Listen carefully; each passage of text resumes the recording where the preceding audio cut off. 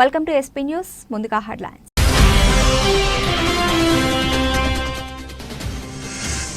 పాక్ చైనాలతో భారత్కు ఉన్న విభేదాలు ఘర్షణలకు దారితీసే అవకాశం ఉంది.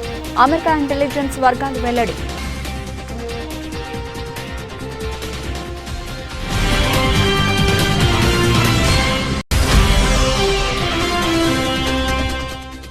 ఢిల్లీ మద్యం కుంభకోణం కేసులో ఈడీ నుంచి నోటీసులు అందుకున్న ఎమ్మెల్సీ కవిత. ఢిల్లీలోని జంతర్ మంతర్ వద్ద కవిత దీక్ష.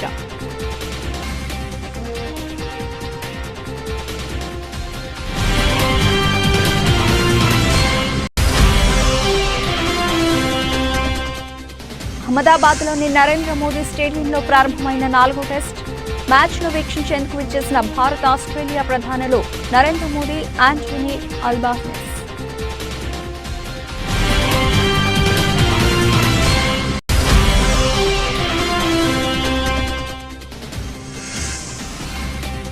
లాభాలను మూట కట్టుకున్న దేశీయ స్టాక్ మార్కెట్లు. ట్రేడింగ్ ముగిసే సమయానికి సెన్సెక్స్ 124 పాయింట్ల లాభం.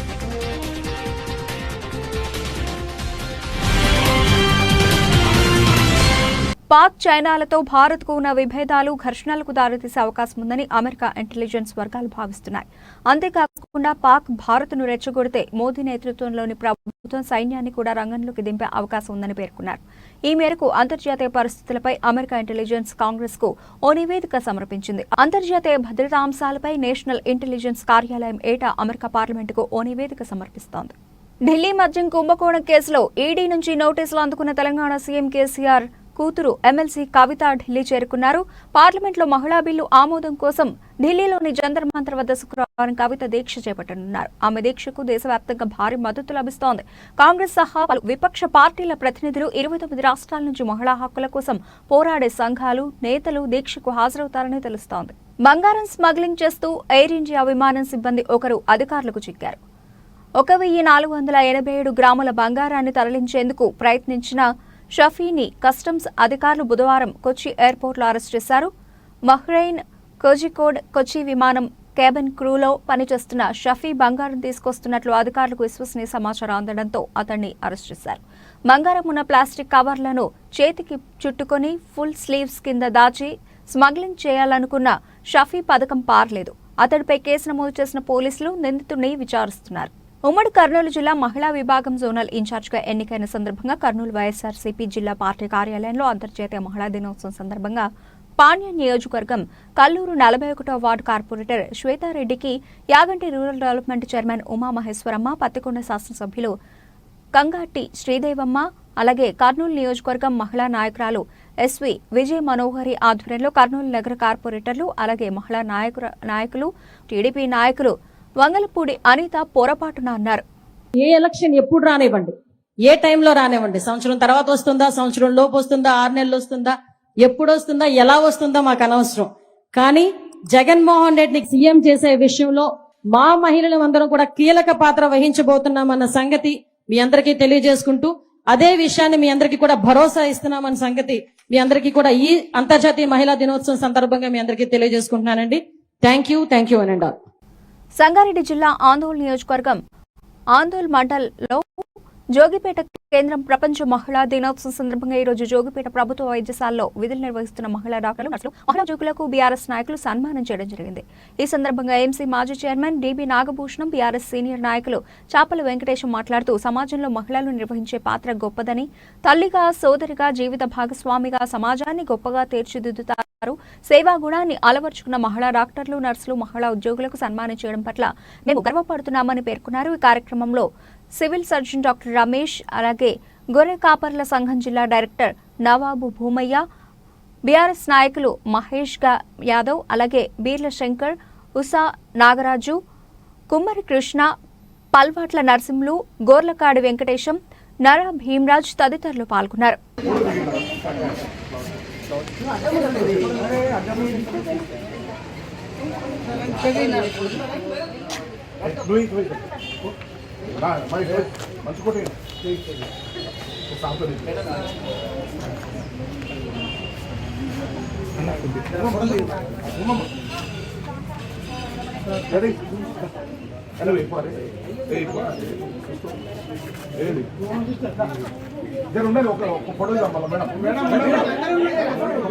మెదక్ జిల్లా టెక్మాల్ మండల్ కేంద్రంలోని ప్రభుత్వ ఆసుపత్రి నందు ఆరోగ్య మహిళా కార్యక్రమాన్ని మెదక్ జిల్లా కలెక్టర్ రాజశ్రీ షాతో కలిసి చంటి క్రాంతి ఎమ్మెల్యే ప్రారంభించారు. ఈ సందర్భంగా ఎమ్మెల్యే చంటి క్రాంతి మాట్లాడుతూ అంతర్జాతీయ మహిళా దినోత్సవం సందర్భంగా మహిళలకు శుభాకాంక్షలు తెలిపారు. మహిళలకు సౌభాగ్యం అనే నినాదంతో మహిళల కోసం బృహత్కరమైన కార్యక్రమాన్ని చేపట్టడం జరిగిందన్నారు.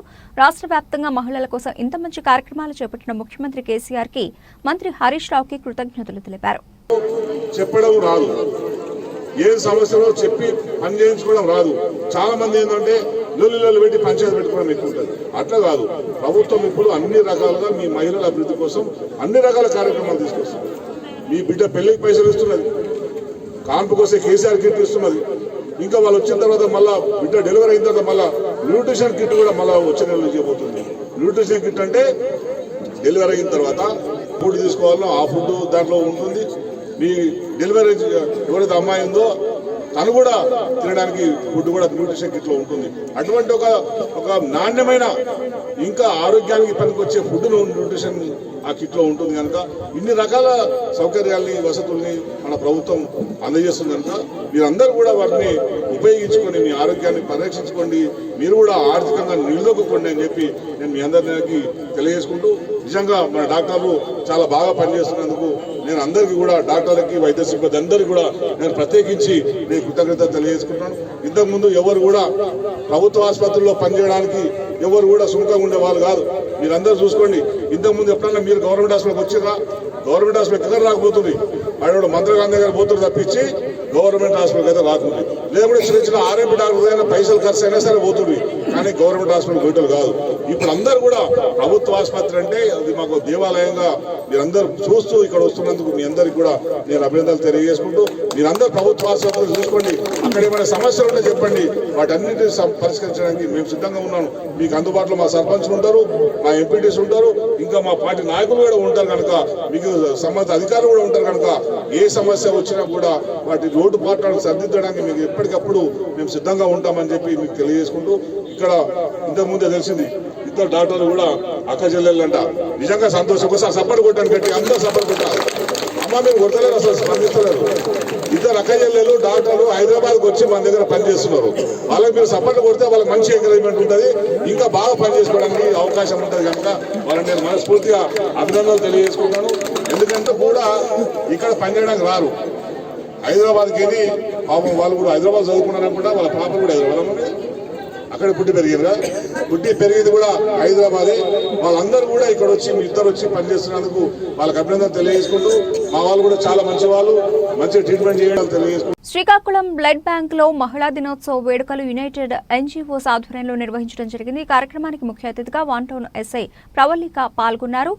మున్సిపాలిటీ, మెడికల్ ఇలా వివిధ శాఖల్లో పనిచేస్తున్న మహిళామణులు అందిస్తున్న సేవలను గౌరవించి చిరు సత్కారం చేయడం జరిగింది. ఈ కార్యక్రమంలో యునైటెడ్ ఎన్జీఓస్ ప్రతినిధులు, blood bank manager T Manikanta, NTR MSS సేవా సంఘం అధ్యక్షులు Madarapu David, daddy helping hands foundation అధ్యక్షులు ప్రభాస్ సూర్య, శ్రీశ్రీ ఫౌండేషన్ అధ్యక్షులు Srikanth, zeal foundation Sai, town ప్రభుత్వ ఉద్యోగస్తుల president Botsa Srinu, treasury department CCB Pradeep Kumar, party కార్యాలయంలో తెలుగుదేశం పార్టీ ఎమ్మెల్సీ ఎన్నికల పరిశీలకులు వసంత సత్యనారాయణ, నూకసాని బాలాజీ, ఎర్రగొండపాలెం నియోజకవర్గ తెలుగుదేశం పార్టీ ఇన్ఛార్జి గూడూరు ఎరక్షన్ బాబు ఆధ్వర్యంలో పెద్ద దూర్నాల మండల తెలుగుదేశం పార్టీ నాయకులతో సమావేశం నిర్వహించారు. వైసీపీ ప్రభుత్వంతో విసిగిపోయిన ప్రజలు మార్పు కోరుకుంటున్నారని, నూతన వరవడికి తెలుగుదేశం పార్టీ అభ్యర్థిని అత్యధిక మెజార్టీతో గెలిపించాలని పిలుపునిచ్చారు. ఈ కార్యక్రమంలో తెలుగుదేశం పార్టీ నాయకులు రావిక్రింది సుబ్బరత్నం, జేడీ లక్ష్మయ్య, చిన్న వెంకటేశ్వర్లు, దేశ్ నాగేంద్రబాబు, బట్టు సుధాకర్ రెడ్డి, ఈదర మల్లయ్య, షేక్ మాబు, మౌలాలి, షేక్ ఇస్మాయిల్ తదితరులు పాల్గొన్నారు. ఒక గిట్టురాయిగా మల్లురాయిగా మలుచుకోవాలి కాబట్టి మన అభ్యర్థి కంచెల శ్రీకాంత్కి ఆయన గ్రాడ్యుయేట్ దాంట్లో కూడా ఫస్ట్ సీరియల్ నెంబర్ 1లో ఉంటాడు. అదేవిధంగా మనం వేయాల్సిన మొదటి ప్రాధాన్యత ఓటు 1. ఇక్కడ గుర్తులు ఏముండవు, ఆ ఒక్కటని గీత గీస్తాం, నిలువుగా ఒకటేస్తాము, ఇంకేం వేయము, ఇంకెవరు కూడా ఒకటేయము. టీచర్లు అయితే వాళ్ళు 2 ఓట్లు వేసి, ఒకటి శ్రీకాంత్కి, ఒకటి ఎల్సీ రమణారెడ్డి. కాబట్టి మన ముందున్న కర్తవ్యం 2013 జరిగేటువంటి ఎన్నికల్లో this is the ballot paper, model ballot paper. First మన అభ్యర్థికి మొదటి బ్యాలెట్ పేపర్లో ఆ సీరియల్ నెంబర్లో కూడా ఒకటే వచ్చింది, మొదట్లో ఉంటుంది. ఒకటికి ఎదురుగా లాస్ట్లో ఓటు వేసిన గడిలో ఒకటిని వేస్తాము. సో కాబట్టి మనం చేయాల్సినది ఇప్పుడు శ్రీకాంత్ గారు ఏమని చెప్పుకుంటారో ఒకసారి ఆలోచించండి. నా ప్రభుత్వం ప్రజాస్వామ్య ప్రభుత్వం, నా ప్రభుత్వం రాజ్యాంగబద్ధంగా నడుస్తున్న ప్రభుత్వం, నా ప్రభుత్వం వ్యతిరేకత లేదు. కాబట్టి వ్యతిరేకత లేదని చెప్పడానికి ఏదో ఒకటి చేసి ఎమ్మెల్సీ ఎన్నికల్లో గెలిపించుకోవడానికి వాళ్ళు సిద్ధమవుతున్న పరిస్థితి. మరి ఈ పరిస్థితులు మనం ఏం చేయాలి? ఉన్న వ్యతిరేకత స్పష్టంగా ప్రస్ఫుటంగా జనానికి తెలియజేసి, అయ్యా ఈ ప్రభుత్వాన్ని గద్దెదించడానికి మేము సిద్ధంగా ఉన్నాం, నీ పరిపాలన మాకు ఆమోదయోగ్యం కాదు, నీ పరిపాలన వలన అన్ని వర్గాల ప్రజలు ఇబ్బందులకు గురవుతున్నారు కాబట్టి దిగిపో జగన్మోహన్ రెడ్డి గారు అని చెప్పడం అంటే మనకు రేపు పోటీ చేస్తున్న ఎమ్మెల్సీ అభ్యర్థుల్ని గెలిపించాలి. మనం టీచర్స్ అయితే కంటెస్ట్లో లేము, కానీ మనం కంచర్ల శ్రీకాంత్ తూర్పు రాయలసీమ నియోజకవర్గం నుంచి, పట్టభద్రుల నియోజకవర్గం నుంచి కంచర్ల శ్రీకాంత్ మనకు పోటీ చేస్తున్నాడు. ఈ అబ్బాయి ఈస్ ఫ్రమ్ కందుకూరు. అదేవిధంగా టీచర్స్ ఎమ్మెల్సీ రమణారెడ్డి గారని ఏపీటీఎఫ్ వాళ్ళంతా కొంతమంది కలిసి ఒక సంఘాలు కలిసి ఆయన నిలబెట్టారు. వారికి కూడా మనం మద్దతు ఇస్తున్నాం. గ్రాడ్యుయేట్స్ వరకు ఏమో కంచర్ల శ్రీకాంత్ కొట్టేస్తారు. టీచర్ ఉంటే 2 ఓట్లు ఉంటాయి కాబట్టి ఒకటి ఎమ్మెల్సీ అభ్యర్థి టీచర్ అభ్యర్థికి, 2వ ఓటు గ్రాడ్యుయేట్ అభ్యర్థికి. మన వాళ్ళు కూడా ఏదైనా టీచర్లు ఉన్నప్పుడు మనకు తెలిసిన మిత్రులకు ఏం చెప్తారంటే, టీచర్ ఎమ్మెల్సీకి ఉన్నటువంటి రమణారెడ్డి గారి వాళ్ళ నంబర్ కూడా ఏదో ఉంది, 7 శ్రీకాకుళం నగర కార్పొరేషన్ పరిధిలో గల స్థానిక టౌన్ హాల్ దగ్గర శ్రీ ఫంక్షన్ హాల్లో జీఎన్వి జ్యువెలర్స్ వాళ్ళు నిర్వహిస్తున్న మహిళా దినోత్సవ వేడుకల్లో పాల్గొన్న శ్రీకాకుళం నియోజకవర్గం తెలుగుదేశం పార్టీ ఇన్ఛార్జ్ మాజీ ఎమ్మెల్యే గుండె లక్ష్మీదేవి. ఇక్కడికి విచ్చేసిన ప్రతి ఒక్క మహిళకు నా శుభాకాంక్షలు తెలియజేసుకుంటున్నాను. ఎంతో ఆనందంగా ఈ మహిళా దినోత్సవాన్ని గడుపుకోవాలి. ఎప్పుడు ఇంట్లో పనులతోనే ఉన్న ఆడవాళ్ళంతా స్వేచ్ఛగా సంతోషంగా గడపాలని ప్రతి సంవత్సరం ఈ కార్యక్రమాన్ని నిర్వహిస్తున్న యూఎన్వి జ్యువెలరీస్ వారికి ప్రత్యేకంగా నా అభినందనలు, కృతజ్ఞతలు తెలియజేసుకుంటున్నాను. సారీ జిఎన్వి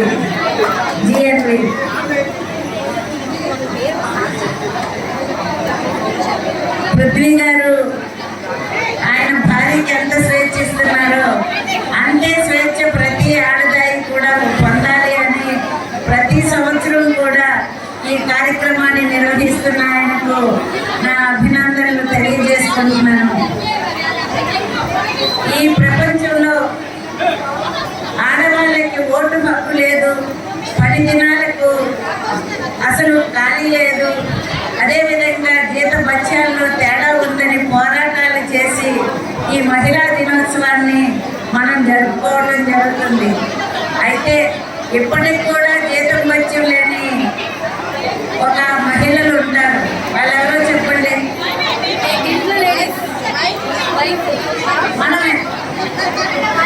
మనమే అంతేనా?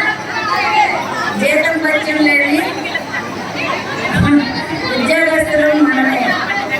ఉదయం లేచిన దగ్గర నుంచి అన్ని కార్యక్రమాలు ఇంట్లో చేసి అమ్మయ్య అని కూర్చోడానికి కూడా కొంతమందికి టైం కూడా లేనంత పనులు ఒత్తిడితో ఉంటారు.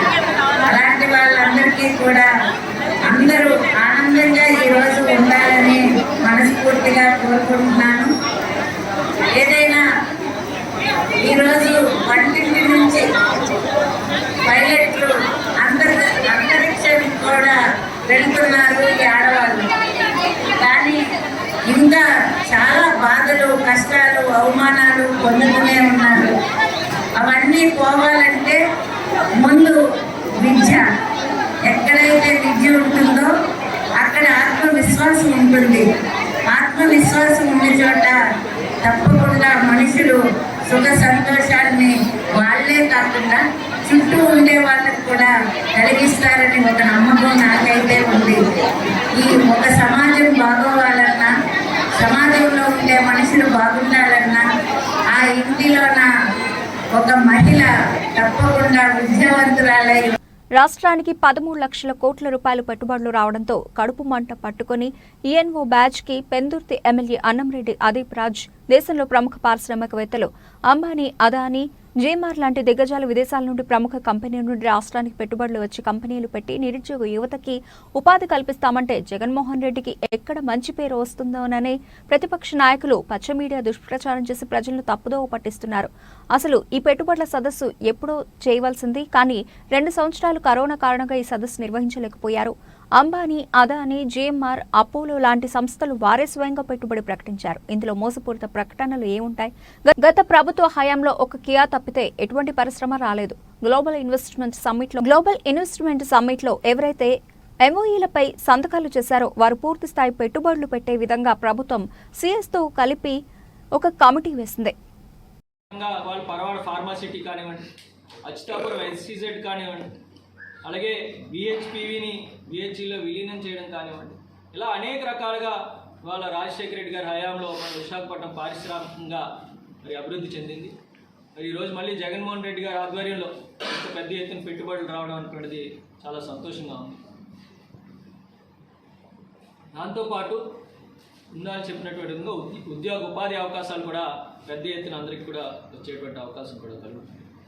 ఏదో సమ్మిట్ అయిపోయింది, ఫోటోలు అయిపోయి వెళ్ళిపోయాం, ఇంక ఈ సందర్భం ఇక్కడితో ముగిసిపోయింది అనేటువంటి విధంగా కాకుండా దీనికోసం ప్రత్యేకంగా ఏవైతే ఎంఓయూస్ జరిగాయో దానికోసం ఒక ప్రత్యేకమైనటువంటి కమిటీని కూడా వేసి ఆ కమిటీ ప్రతి వారము కూడా వాళ్ళకి సమావేశం అవ్వాలి. వాళ్ళు సమావేశమయ్యి ఏ కంపెనీస్ ఏ స్థాయిలో వాళ్ళు ముందుకు వస్తున్నారు అనేటువంటిది మళ్ళీ ఒకసారి ప్రణాళిక రూపొందించుకొని ప్రతి నెలకి ఒకసారి ఖచ్చితంగా మళ్ళీ జగన్మోహన్ రెడ్డి గారి దగ్గర ఈ కమిటీ అంతా కూడా సమావేశం అవ్వాలి.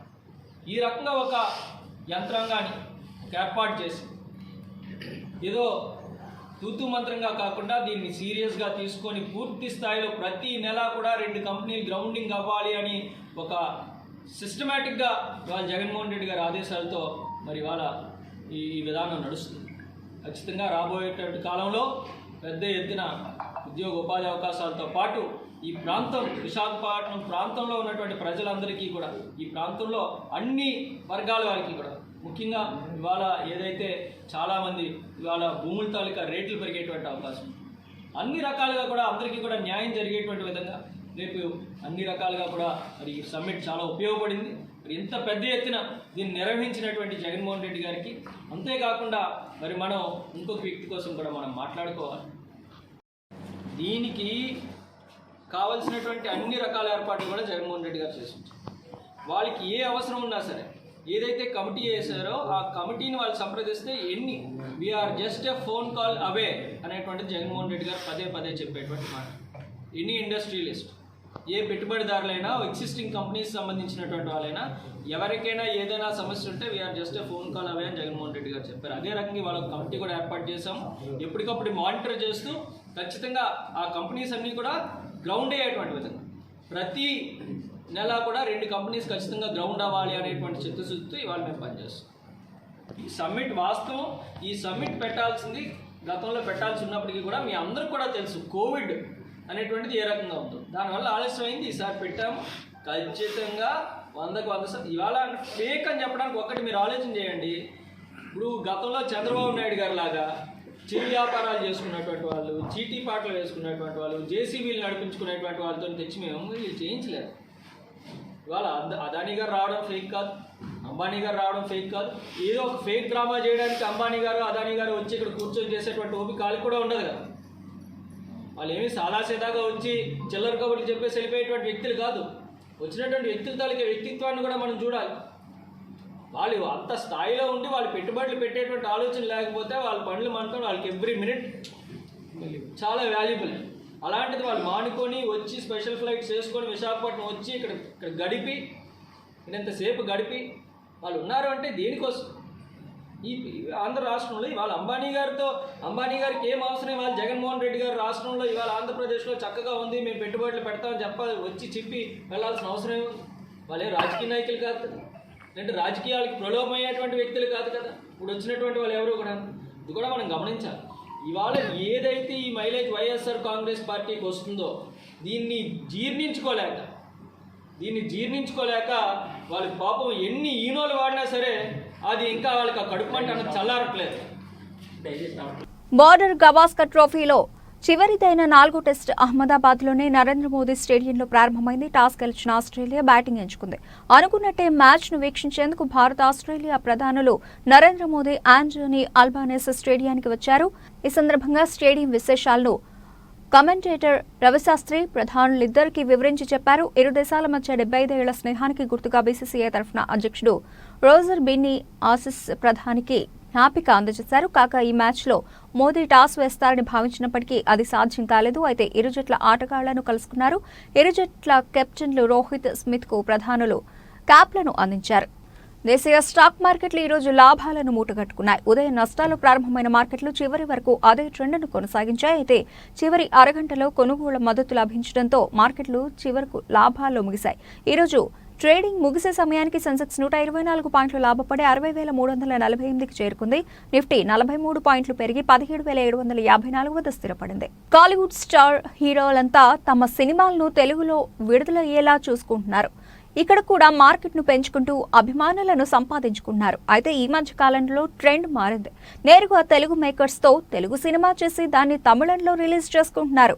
అలా విజయ్ చేసిన వారసుడు, ధనుష్, సార్ సినిమాలు 2 భాషల్లోనూ ప్రేక్షకుల ఆదరణ పొందాయి. దాంతో ఇప్పుడు కాలీవుడ్ హీరోలంతా ఇదే పద్ధతిని ఫాలో అవుతున్నారు. పరశురామ్ దర్శకత్వంలో ఒక సినిమా చేయడానికి కార్తీ రెడీ అవుతున్నారు. ఇక ఇప్పుడు హనురాఘవపూడి సినిమా చేయడానికి సూర్య సిద్ధమవుతున్నారని అంటున్నారు. సీతారామం తర్వాత నానితో ఒక సినిమా చేయడానికి హను రాఘవపూడి ప్లాన్ చేసుకుంటూ ఉండగా లైన్లోకి సూర్య వచ్చాడట. దాంతో ఆయనతో ప్రాజెక్టును పట్టాలెక్కించే పనిలో హను రాఘవపూడి ఉన్నాడని చెబుతున్నారు. త్వరలోనే అధికారిక ప్రకటన రానుందని అంటున్నారు. బులెటిన్ ముగించే ముందు హెడ్లైన్స్ మరోసారి.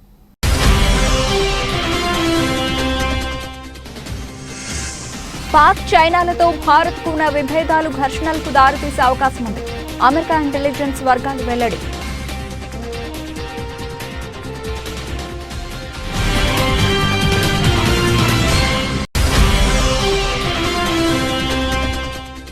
ఢిల్లీ మద్యం కుంభకోణం కేసులో ఈడీ నుంచి నోటీసులు అందుకున్న ఎమ్మెల్సీ కవిత. ఢిల్లీలోని జంతర్ మంతర్ వద్ద కవిత దీక్ష.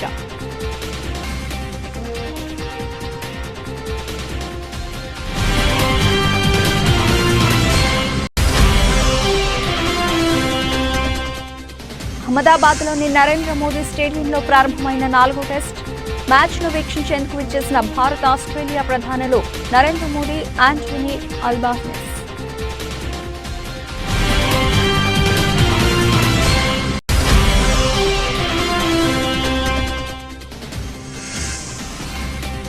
లాభాలను మూట కట్టుకున్న దేశీయ స్టాక్ మార్కెట్లు.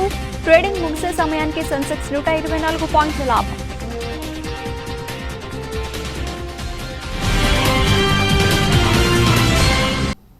ఇవి ఇప్పటివరకు నవలసిన అప్డేట్స్. మరిన్ని అప్డేట్స్తో మళ్ళీ కలుద్దాం. అంతవరకు సెలవు. నమస్తే.